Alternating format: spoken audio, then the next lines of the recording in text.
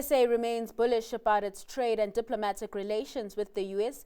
That's despite the 30% tariffs imposed on exports by Trump's administration as part of Washington's Global Reciprocal Liberation Day. President Cyril Ramaphosa's office says the tariffs affirm the urgency to negotiate a new bilateral and mutually beneficial trade agreement with the U.S. as an essential step to secure long-term trade certainty.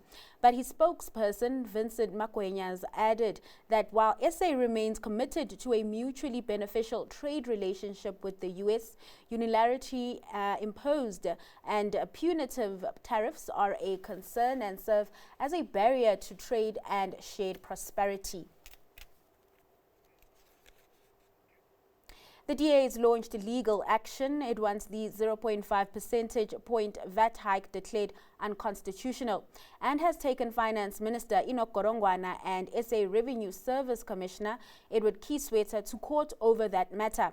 This comes after the DA rejected the budget framework adopted by the National Assembly.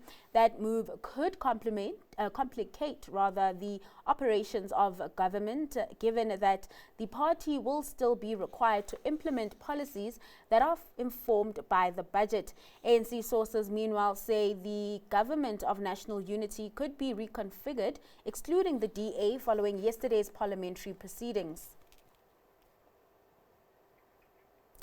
SA's private sector ended the first quarter of 2025 on weaker footing as the downturn seen in business conditions over the past few months persisted.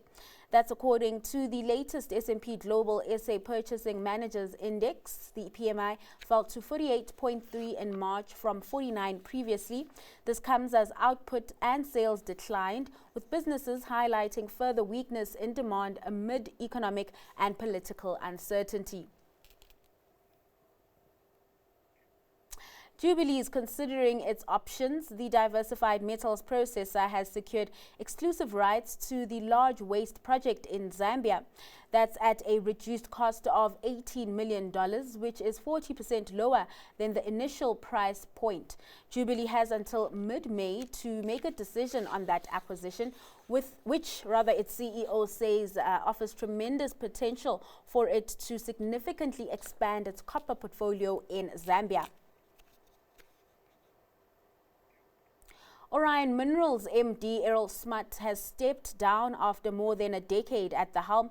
The copper mining company says he will be succeeded by Anthony Lennox, who has until now been a non-executive director.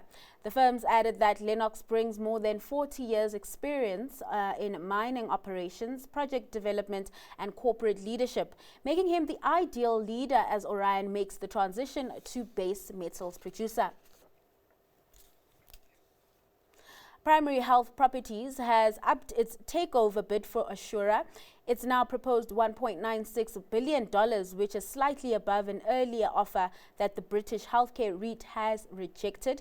This is the seventh proposal in as many weeks fielded by Assura, which runs more than 600 healthcare properties and which counts Britain's state-backed National Health Service as a customer.